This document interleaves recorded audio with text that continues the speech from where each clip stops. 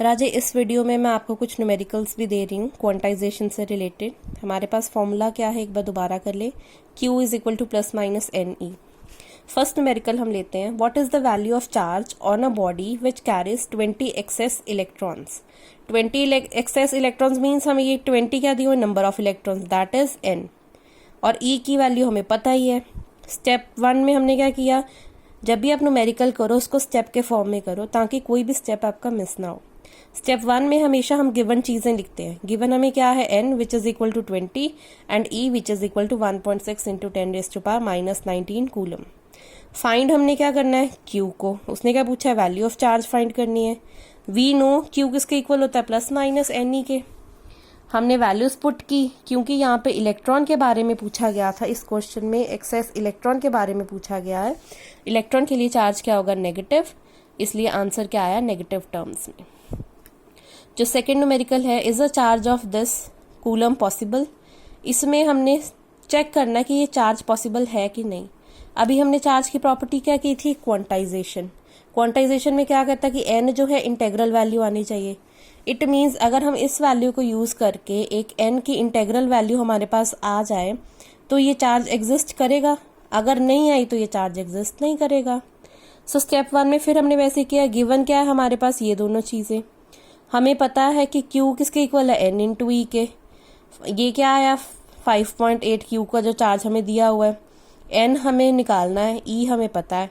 n की value क्या आई, 36.25, जो कि इंटेग्रल वैल्यू नहीं है। Hence charge is not possible. Second property of charge is additivity. इसमें क्या है कि जो सम टोटल ऑफ चार्ज है वो किसके इक्वल आएगा, हर एक इंडिविजुअल चार्ज के सम के इक्वल। जैसे टोटल Q चार्ज है वो किसके इक्वल आया, Q1 plus Q2 plus Q3 plus so on up to Qn। अब यहाँ पे ध्यान देना है कि जब हम इन चार्जेस को ऐड करेंगे तो ये ध्यान देना है कि ये पॉजिटिव चार्ज है या नेगेटिव चार्ज है। उसके हिसाब से प्रॉपर साइन कन्वेंशन को यूज किया जाएगा। Next property of charges, inductive property. Inductive नाम से ही पता है कि इसमें हम चार्जेस को इंड्यूस कर सकते हैं। Last property is conservative property. Conservative means बचाव। It is the property that states कि जो total charge in an isolated system है वो बचे का बचा रह जाता है। कंजर्वेटिव मीन्स कंजर्व्ड रहता है, वो जितना था उतना ही रहेगा। और law of conservation of charge क्या कहती है, ऑब्वियसली जैसे एनर्जी का लॉ है कि एनर्जी का neither be created nor be destroyed, ऐसे ही चार्ज का neither be created nor be destroyed but can be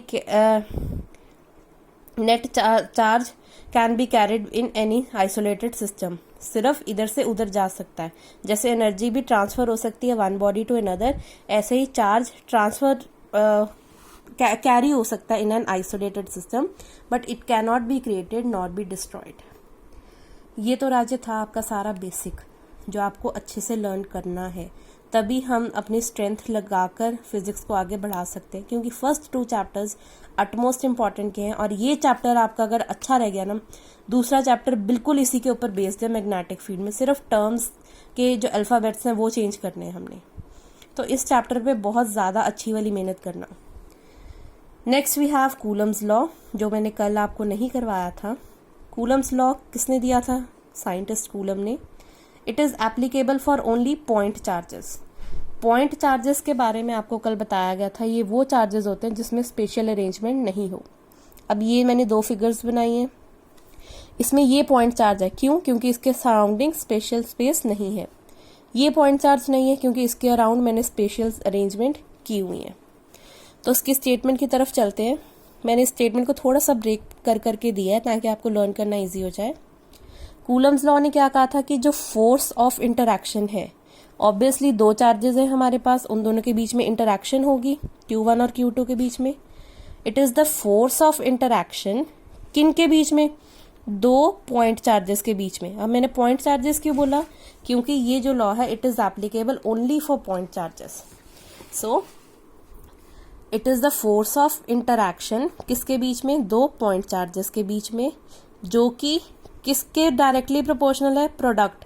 product means multiplication, product of किसके, चार्जेस के। चार्जेस क्या है मेरे पास, Q1 और Q2। So F is the force of interaction between any 2 point charges जो कि डायरेक्टली प्रोपोर्शनल है इन दोनों के प्रोडक्ट के।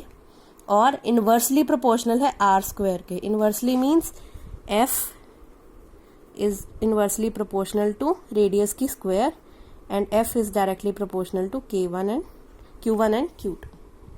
तो जब हमने इन टर्म्स को क्लब किया क्या आया, Q1 Q2 upon are square.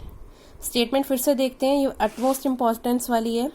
It is the force of interaction, किसके बीच में, दो पॉइंट चार्जेस के बीच में, जिसमें कि ये डायरेक्टली प्रोपोर्शनल है प्रोडक्ट ऑफ चार्जेस के एंड इनवर्सली प्रोपोर्शनल है to square of distance. Square है ये रेडियस की, ऑफ डिस्टेंस किन दोनों के बीच में, बिटवीन द टू चार्जेस। ये जो रेडियस आया इसकी स्क्वायर के साथ इनवर्सली प्रोपोर्शनल है, directly proportional to product of charges and inversely proportional to radius between the two charges. So इसका साइन ऑफ प्रोपोर्शनैलिटी हमने हटा दिया, एक कांस्टेंट इंट्रोड्यूस किया दैट इज के। इस कांस्टेंट को हम बोलते हैं इलेक्ट्रोस्टैटिक फोर्स कांस्टेंट। इस के की वैल्यू है जो वो डिपेंड करती है किसके ऊपर, नेचर ऑफ मीडियम, जो कि सेपरेट करता है दो चार्जेस को। ये मीडियम अब कौन सा हो सकता है, वैक्यूम भी हो सकता है, ये वैक्यूम में भी रखे हो सकते हैं मैंने चार्जेस, ये मेरे पास किसी और मीडियम में भी हो सकते हैं, एयर में भी हो सकता है, वाटर में भी हो सकता है। जो के की वैल्यू है बाय डिफॉल्ट हम 1 लेते हैं अगर वैक्यूम की बात की जाए, नहीं तो बाकी मटेरियल्स के लिए हम के को यूज करते हैं 1/4 pi epsilon not. Epsilon not क्या है, रिलेटिव परमिटिविटी। परमिटिविटी क्या होती है, किसी चीज को परमिट करना कि वो एक जगह से दूसरी जगह में जा सके। जब भी हम किसी मीडियम की बात करते हैं तो हम क्या करते हैं, एक क्वांटिटी को दूसरी जगह जाने के लिए अलाउ करते हैं। जैसे हम आटा गूंदते हैं उसको छानना पड़ता है ना, छननी क्या है, एक परमिटिविटी है, परमिटिविटी इंस्ट्रूमेंट है जो हमें परमिट करती है कि आटा छांट के नीचे जाएगा कि नहीं जाएगा। अगर आटा बारीक हुआ तो वो छांट के नीचे चले जाएगा, अगर उसमें कुछ गिल्टियां सी हुई तो वो ऊपर रह जाएंगी छन्नी के। तो वो क्या है, छन्नी की परमिटिविटी। ऐसे ही इसमें क्या होती है हमारे पास एप्सिलॉन नॉट रिलेटिव परमिटिविटी, ये के की वैल्यू को डिटरमिन करती है। के बाय डिफॉल्ट 1 रहेगा, आई रिपीट, फॉर वैक्यूम या फिर free space. Free space means vacuum only. SI units में के की वैल्यू क्या है, ये आपको न्यूमेरिकल्स के लिए बहुत यूज होने वाली है। 9 × 10⁹ न्यूटन मीटर स्क्वायर पर कूलम स्क्वायर। इसको भी लर्न करने के लिए कैसे कर सकते हो, के की वैल्यू K9, लड़कों के लिए तो बहुत ईजी है। K9 एक बाइक होती है जो कि बहुत पसंद आती है लड़कों को, तो आप के से वैल्यू लर्न कर सकते हो। K = 9 × 10⁻, फिर से 9 आ गया। और E की वैल्यू हमने क्या की थी, 1.6। 1.6 को उल्टा करेंगे तो क्या आता है, 19।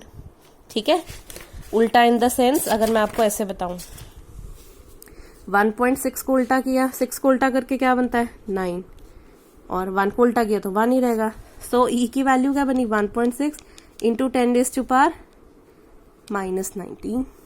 ये आप वैल्यू इस तरह से याद कर सकते हो। और उसकी वैल्यू क्या बनी, E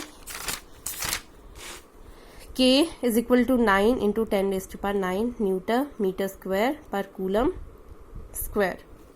so therefore Coulomb's law finally हमारे पास क्या आया, F = force of interaction = 1/4 pi epsilon not, जो कि मेरे पास K की वैल्यू है Q1 Q2 upon R square. That is all for today. कल हम इसके आगे कंटिन्यू करेंगे। थैंक यू बेटा।